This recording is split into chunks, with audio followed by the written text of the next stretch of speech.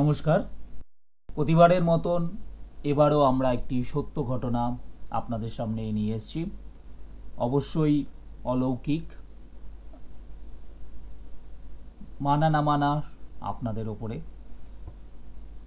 ভূত কি আদৌ আছে?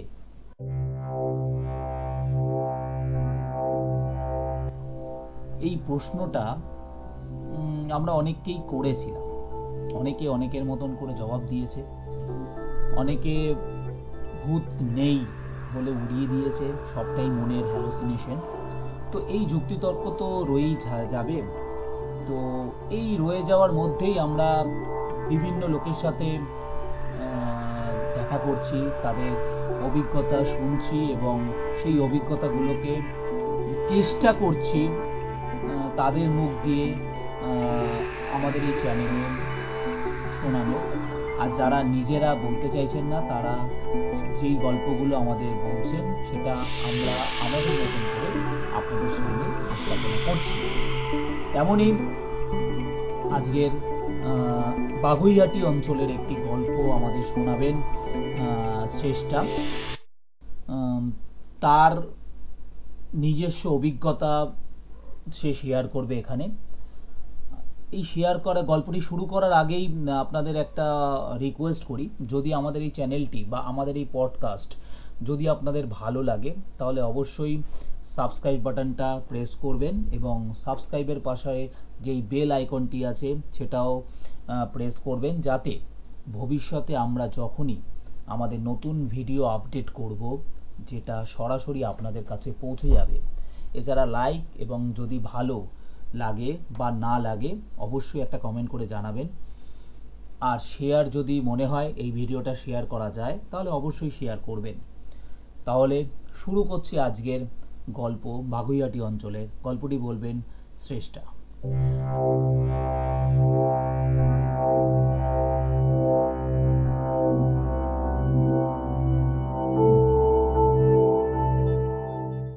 নমস্কার শ্রোতা বন্ধুরা, আমি খুবই কৃতজ্ঞ যে আজকে আমি এক্সপিরিয়েন্সটা শেয়ার করতে পারছি। বলতে গেলে যদিও আমার লাইফে অনেক ছোট ছোট এরকম এক্সপিরিয়েন্স হয়েছে, জানি না কতটা গুছিয়ে বলতে পারবো। বিশ্বাস করা না করাটা পুরোটাই আপনাদের ওপর। না মানলে এটাকে গল্প হিসেবে নেবেন আর এনজয় করুন। অ্যাকচুয়ালি আমি আগে যে ভাড়া বাড়িটায় থাকতাম সেখানটা বাগুইহাটিতেই ছিল। সেটা রেনোভেট হবে বলে, বাড়িটার খুবই খারাপ অবস্থা হয়ে আসছিল বলে আমাদেরকে শিফট হতে হয়। এটা লাস্ট ইয়ারের ঘটনা, মানে করোনার পরে। হ্যাঁ, এই 2022 কি 23, হ্যাঁ বাই 23 আমরা শিফট হই। পাশেই, ঠিক একদম পাশেই একটা ফ্ল্যাট ছিল গ্রাউন্ড ফ্লোরে, খুবই ভালো অবস্থায়, আলো হাওয়া আছে, বারান্দা আছে। তো আমরা ওই ফ্ল্যাটটায় শিফট হয়ে যাই। সো যা হয়, খুবই ভালোভাবে সব কিছু চলতে থাকে। লাইক 1 বছর ধরে কোনো অসুবিধে নেই, কিচ্ছু নেই, জল আছে, আলো হাওয়া আছে, কোনো অসুবিধে নেই। তো এবারে যা হয় যে বাড়ির লোক, আমি দিদার সাথে থাকি, তো আমার দিদা খুব একটা বেশি এই ভূত প্রেত এইসবে বিশ্বাস করে না। ইভেন আমিও করতাম না, আমিও একসময় করতাম না, কারণ আমি ছোটবেলা থেকে খুবই হরর ফিল্মস ভালোবাসি, সাইকোলজি এইসব নিয়ে আমার খুবই ইন্টারেস্ট থাকে, অকাল্ট জিনিসটা নিয়ে। তো আমার খুব একটা ভয় জিনিসটা কোনোদিনই ছিল না। আমার আরও বেশি ইন্টারেস্ট জাগতো যে আমার রিলেটিভসরা আছে, বন্ধুরা আছে, তারা খুব ভালোভাবে জানে। তো হয় একদিন কি, আউট অফ নোওয়্যার, মানে এটা ঠিক পুজোর পর নভেম্বরের ঘটনা। আমি দুপুরবেলা দিদার সাথে খেতে বসি এবং খাবার মানে লাঞ্চটা হয়ে যাওয়ার পর আমি আর দিদা দুপুরে একাই থাকতাম, একসাথে আমরা লাঞ্চ করি। তো লাঞ্চ করার পর আমি বেসিক্যালি বাসনটা ধুতে যাই কিচেনে। তো আমি দিদাকে বলি, দিদার শরীরটা একটু খারাপ ছিল, তো আমি দিদাকে বলি একটু বসতে।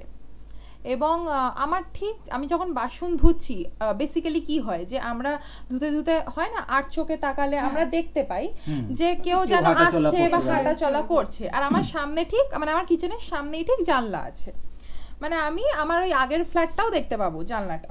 তো ভালো কথা, আমি বেশ আমার আপন মনে গুনগুন করতে করতে আমি বাসন ধুচ্ছি।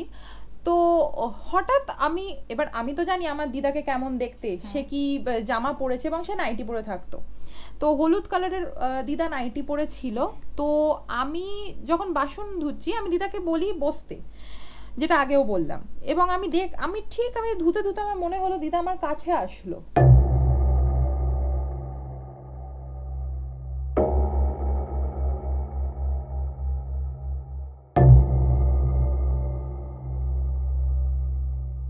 আমি স্পষ্ট ফিল করতে পেরেছি, আমি আর চোখে দেখতে পেয়েছি, কিন্তু দিদামা তখন আসেইনি। আমি বললাম কি গো তুমি আসলে কেন, তোমাকে তো বসতে বললাম। আমি বেশ ঝাঁঝিয়েই বলেছি, আমি একটু মাথা গরম আছি, ফটফট করে রেগে যাই। আর তোমাকে যে বসতে বললাম তোমার ধৈর্য নেই? বললে আমি পেছনে ঘুরে দেখি কেউ নেই।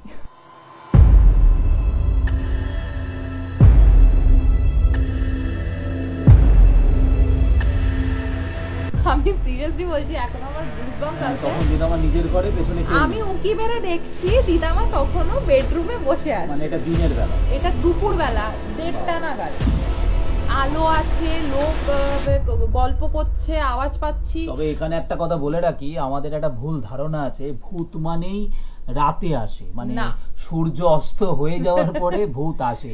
এটা পুরোপুরি ভুল ধারণা। নেগেটিভ এনার্জি যখনই স্ট্রং হয় তখনই আসে, 20 ঘন্টাই আসে। তার প্রমাণ এই যে আজকে গল্প শুনছি আমরা, সত্যি। আর আমরা যে এটাকে বলি না ভূত মানে ওই সেই আমরা যেটা সিনেমায় দেখি সেই বিকট রূপ নিয়ে আসছে, অ্যাকচুয়ালি এটা নয়। ভূত হচ্ছে যেটা আমরা হয় না পাস্ট। তো আমার মনে হয় এই স্পিরিটসরা মেবি আমাদের সাথে কন্ট্যাক্ট করার চেষ্টা করে। আমি এটা কোথাও এটাকে ফিল করি, ওই সিনেমার মতন আসে না।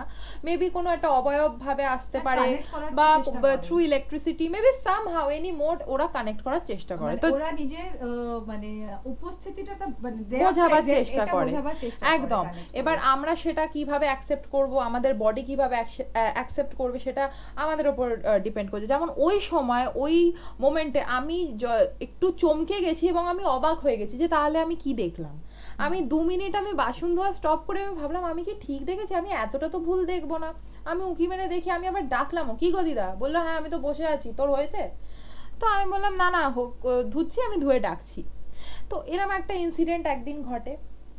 এবং ঠিক আমি জানি না এরকম আরেকদিন আরেকটা এক্সপিরিয়েন্স এরকম হয়। এটা আমি বলবো না এটা ভূত কি আমি জানি না, মেবি এটা ডেজাভু টাইপের ছিল বা কিছু।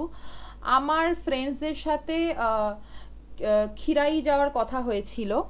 তো আমার একদম পুরো প্ল্যান একদম সেটেলড ছিল যে হ্যাঁ আমরা সানডে যাব, এনজয় করব। বাট আমার ঠিক স্যাটারডে রাতে, যেখানে আমি সব সময় মেতে থাকি ঘুরতে যাব বলে এক্সাইটেড থাকি, সেখানে আমার মন কি বলল আমি জানি না। আমি বললাম যে আমি যাব না, আমার ভালো লাগছে না, আমি যাব না, আমি ক্যান্সেল করলাম। সেই দিন রাতে আমি আমার বাবার সাথে বসে গল্প করছি, আমার দিদার সাথে বসে কি টপিকে গল্প করছি, আমি অনেস্টলি কোনোদিন নিমতলা শ্মশান যাইনি। তো আমি জিজ্ঞেস করছিলাম যে আচ্ছা নিমতলা শ্মশানটা কোথায়? তো আমাকে বলছিল এরম ভাবে যেতে হবে, এই করতে হবে। তো আমি জিজ্ঞেস করছিলাম আমি তো কোনোদিন যাইনি। তো এরম একটা ডিসকাশনে একটা কথা হচ্ছিল। সেই দিনই রাতে আমি স্বপ্নে দেখছি যে আমি জিজ্ঞেস করছি একটা অটোওয়ালাকে যে নিমতলা শ্মশান যাব কি করে। এবং অটোওয়ালা বলেই তো এই অটো ধরে ওইখান থেকে যাও, মানে আমার ঠিক আবঝা আবঝা মনে আছে, অটোটা ধরে ওইখানটায় যাবে। বাট যখন আমি দেখলাম যে আমি অটো ধরে যাচ্ছি এবং পরক্ষণে আমি হাঁটছি, আমি দেখছি একটা লম্বা করিডোর, একটা সাদা মানে একটা লম্বা একটা করিডোর চলে যাচ্ছে, চারিদিকে এদিক ওদিক দরজা আর সাদা লাইট, কিচ্ছু নেই। তো আমার হঠাৎ, আর এটা ভোরের দিকে হয়েছে, আমার হঠাৎ ঘুম ভেঙে যায়। এবং সেদিনই অদ্ভুতভাবে আমার দিদা সেই দিনই মাইনর অ্যাটাক হয় হার্টে, মেডিকেলে এক্স্যাক্টলি আরজি করে ভর্তি করা হয়। এবং আমি যখন তাকে টেস্ট করাতে, মানে হয় না এক্স রে ব্লাড টেস্ট এইসব করাতে যখন নিয়ে যাচ্ছি, আমি সেই এক্স্যাক্ট সেম করিডোর দেখি। আমি 2 মিনিটের জন্য দাঁড়িয়ে আমি ভাবছি যে আমি তাহলে কি দেখলাম। কিন্তু আমি সেই দিন স্বপ্নে নিমতলা শ্মশানে পৌঁছইনি। আমি জানি না মেবি যদি দেখতাম তাহলে কি হতো কি না হতো, আমি এই কনক্লুশনে আসতে পারলাম না। এনিওয়েজ দিদা তারপর ওখানে কিছুদিন আফটার টেস্ট করার পর সব কিছু নর্মাল দেখা যায়। বলে দিই আমার দিদার 92 বছর বয়স হয়ে গেছে, তো সেই জন্য এইগুলো হওয়াটা মেবি খুবই স্বাভাবিক। আমি সেটাকে প্যারানর্মালভাবে নাই নিলাম, ঠিক আছে আমি এটা মেডিকেল ওয়েতেই নিলাম, বয়স হয়েছে হতেই পারে, ফাইন। এবার আমি প্রায় 3-4 মাস বাড়িতে একা ছিলাম। আমার দিদা তার ছোট মেয়ের বাড়িতে ছিল, দিদা মানে আমার ছোট দিদা দেখভাল করবে তা, তো আমি বাড়িতে একাই ছিলাম, ভালো কথা। তো আমি সারাদিন তো খুবই বিজি থাকতাম, আমি রাতের দিকেই বাড়িতে ফিরতাম, খেয়ে দিয়ে একটু গল্প করে বাবার সাথে আমি ঘুমোতাম। তো হয়েছে কি, আমি রাতে তখন কটা বাজে 12টা, আর আমি একটু নাইট আউল আছি, আমি জেগে থাকি, আমার চট করে ঘুম আসে না রাতে। তো আমি শুয়ে ইউটিউব দেখছিলাম, হয় না আমরা একদিকে ফিরে ইউটিউব দেখছি, ভালো কথা। এবারে যখন কেউ যদি পাশে বসে, খাটেতে শোয়ে বা বসে, আমরা তো একটা ফিল করতে পারবো যে আর কেউ এসে একটা বসছে, কেউ একটা বসছে বা কেউ একটা উঠছে, ওয়েটটা ফিল করা যায় এক্স্যাক্টলি। আমার ঠিক মনে হলো আমার পাশে কেউ একজন বসলো।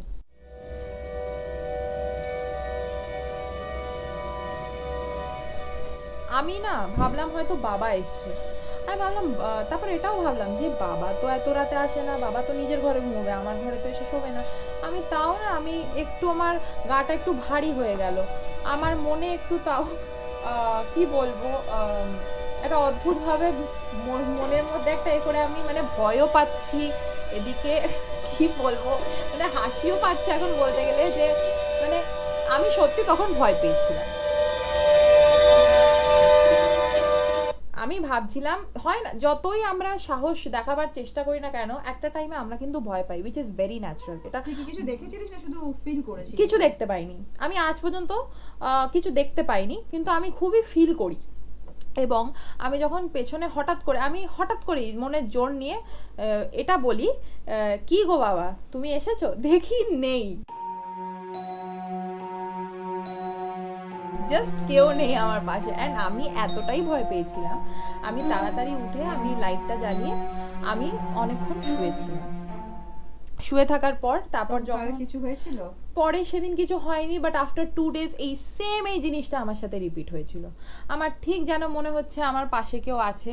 আমার এরম আবার একদিন রাতে ফিল হয়েছিল, ঠিক আমি পাশে শুয়ে আছি, কেউ ঘাড়ের কাছে হালকা করে যদি একটু হয় না, নিঃশ্বাস চুলের কাছে ফেললে একটু একটা সস্বর ভাব হচ্ছে, তখন শীতের সময় আমি নিশ্চয়ই ফ্যান চালিয়ে শোবো না, তো এটা আমি খুবই ফিল করতে পেরেছিলাম ঘাড়ের কাছে। তো আমি খুবই ভয় পেয়েছিলাম, যার জন্যে প্রায় 1-1.5 মাস আমি লাইট জ্বালিয়েই শুয়ে থাকি।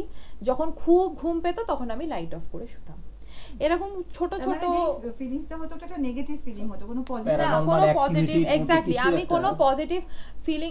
একটা কথা বলি, আমি আগে যে বাড়িটায় থাকতাম সেটা কিন্তু এমন কিছু আহামরি কিছু দেখতে ছিল না, বরঞ্চ ওটা দেখলে বলবে ভূতের বাড়ি, ওতে আমি কিছু ফিল করতে পারিনি, কিচ্ছু ছিল না। কিন্তু এই বাড়িটা কিন্তু সত্যি বলছি রং করা ভালো, কিন্তু এখানে আমি নেগেটিভিটি ফিল করি। সত্যি কথা বলছি, আমি কোনোদিন ভূত দেখিনি, কিন্তু আমি একটু কিছু জিনিস এইগুলো নিয়ে চর্চা করি বলে আমি এগুলো ফিল করতে পারি। মানে আমার বডি আমাকে জানান দেয়, যেখানে নেগেটিভিটি থাকে সেখানে আমার বডি অ্যাকসেপ্ট করতে পারে না।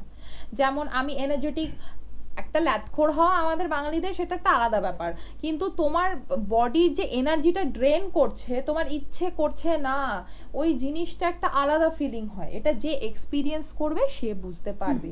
আমার সাথে এটা অনেকবার, ইভেন টিল নাও এখনো হয়, বাট আমি হয় না মনের জোর হচ্ছে সব থেকে বেশি, কিছুটা মানিয়ে নেওয়া, অ্যাডজাস্টমেন্ট করা। তো ওরম ভাবেই আমি নিজেকে এখনো চালাচ্ছি। কিন্তু হ্যাঁ, আমার আশেপাশে আমি পজিটিভও দেখেছি, নেগেটিভও দেখেছি, নেগেটিভটা বেশি দেখেছি, আমি এগুলো ফিল করতে পারি। তাহলে এটাকে কি বলবেন? যুক্তিতে তার কোনো ব্যাখ্যা চলে না, মানে সত্যি কথা এটার কোনো যুক্তি নেই। অনেকে বলবে প্রথম ঘটনাটা দিদামাকে দেখা হ্যালোসিনেশন, যদিও মানা যায় হ্যালোসিনেশন, কিন্তু এই যে দিদামার শরীর খারাপ হওয়ার আগের মুহূর্তটা যে ঘুমিয়ে এটা দেখা, এটা কি?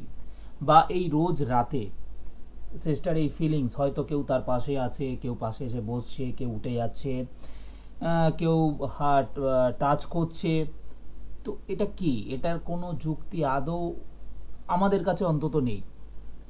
তো ঘটনার মতন ঘটে, কিন্তু সব ঘটনার যে ব্যাখ্যা পরিণতি থাকবে। আছে বা কোনো ব্যাখ্যা আছে, এটা এখন পর্যন্ত আমাদের কাছে আসেনি, হয়তো ভবিষ্যতে বেরিয়েও যাবে, কিন্তু এই মুহূর্তে নেই। শেষটাকে বলা যে ওখানে ওই বাড়িতে কন্টিনিউ থাকাটাই অনেক ব্যাপার, কিছু করার নেই। আমরা অনেক জায়গায় অসহায় হয়ে পড়ি, প্রতিদিন তো আর বাড়ি চেঞ্জ করা যায় না, কিন্তু এরকম অ্যাক্টিভিটি বেশি দিন হতে থাকলে হয়তো তাদের বাড়ি চেঞ্জ করতেই হবে। তবে হ্যাঁ, একটা আমি একটুখানি এখানে মাঝখানে ইন্টারাপ্ট করব, এখানে একটা রেমেডি আমাকে কিন্তু প্রচন্ড ভাবে দিয়েছে, সেটা হচ্ছে আমি কিন্তু বিশাল একেবারে ঠাকুর ভক্ত নই যে দিনরাত একেবারে ধূপ ঘোরাবো ঘন্টা বাজাবো, আমি ওরকম নই। কিন্তু আমার মধ্যে একটা জিনিস, দ্যাট আমি মন থেকে আমি ঠাকুরকে যদি মানি, আমি আমার কর্ম থেকে, আমার মনের যে জোর থেকে, আমি সেটা থেকে আমি নিজেকে আজকে দাঁড় করিয়ে রেখেছি। হ্যাঁ, একটা আমি রেমেডি আমি পেয়েছি, সেটা হচ্ছে তুমি দিনে হোক কি সন্ধেবেলা হোক একবার হলেও যদি আমি ভালোভাবে রুমটাকে ক্লিনস করি একটু ধুনো দিয়ে, ধুনো না হলে আমি যেমন ধুনো দিয়ে পারি না, আমি ধুনো ধূপ একটা কিনি, সেটা দিয়ে আমি রুমটাকে সন্ধেবেলা একটু ক্লিনস করে দিই। সকালবেলা আমায় স্নান করতে হয় তখন একবার একটু ক্লিনস করে দিই, যেমন আমরা ধূপ আগরবাতি ইউজ করি, ঠিক আছে। আর হনুমান চালিসা, হনুমান চালিসা ইজ ভেরি, মানে খুবই আমার very জন্য মানে powerful. পজিটিভ, হ্যাঁ Very পাওয়ারফুল, powerful, অনেক মানে ক্ষেত্রে। যাই হোক আমি জানি কিছু না হোক এটা আমাকে ঠিক বাঁচিয়ে দেবে। এটা অনেকেই আমাদের বলেছে, আমাদের গল্প বলার সাথে তাদের এই হনুমান চল্লিশা পড়াটা খুব এফেক্ট করে, এটা একদম। মানে নেগেটিভ এন্টিটি থেকে দূরে রাখতে এই হনুমান চালিসা আর পড়াটা আমি এটা খুব ফিল কার্যকরী। করেছি হ্যাঁ, এটা যে একটা খুবই কারণ গাইডেড আছে, ভাবে। হনুমান চালিসা যদি খুব মন দিয়ে মানে বুঝে পড়া যায়, তাহলে হনুমান চালিসায় ওয়ার্ডিংস গুলো এরকম যেটা মনের জোর, একদম একদম, মারাত্মক এটা আমাকে বাড়িয়ে দেয়। খুবই দিয়েছে, মনের জোর দিয়েছে, প্লাস আমার অরাটাকে কিন্তু খুব স্ট্রং করেছে। একটুতে ভয় পাওয়া বা খুব একটা নেগেটিভিটি হয় না সেই সময়, অনেকটা কিন্তু হয় না দমে যায় ব্যাপারটা। একদম। তো কেমন লাগলো আপনাদের এই ভৌতিক গল্প? যদি ভালো লেগে থাকে তাহলে আরো এরকম গল্প বা ঘটনা শোনার জন্য, ঘটনাই বলবো আমি, তার কারণ হচ্ছে এটা আমাদের এক্সপিরিয়েন্স আমরা শেয়ার করছি, তো এরকম আরো ঘটনা শোনার জন্য আমাদের চ্যানেলটি অবশ্যই সাবস্ক্রাইব করুন, যাতে অন্যরা শুনতে পায়, তার জন্য শেয়ার করুন, এবং সাবস্ক্রাইব করার পর সাবস্ক্রাইব বাটনের পাশেই বেল আইকনটায় ক্লিক করে রাখুন, যাতে যখনই আমরা কোনো ঘটনা আপলোড করব আপনাদের কাছে নোটিফিকেশন পৌঁছে যায়। এবং আপনাদেরও যদি কোনো ঘটনা থেকে থাকে আপনারা নিশ্চয়ই আমাদের সাথে শেয়ার করবেন, আমরা সেটা আপনাদের চ্যানেলে আমাদের এখানে শোনাবো। তাহলে পরবর্তী এপিসোডের জন্য শুধু অপেক্ষা, আনছি নতুন সত্য ঘটনা নিয়ে ভৌতিক। তবুও ভৌতিক চ্যানেলে সবাইকে স্বাগত, ধন্যবাদ। ধন্যবাদ।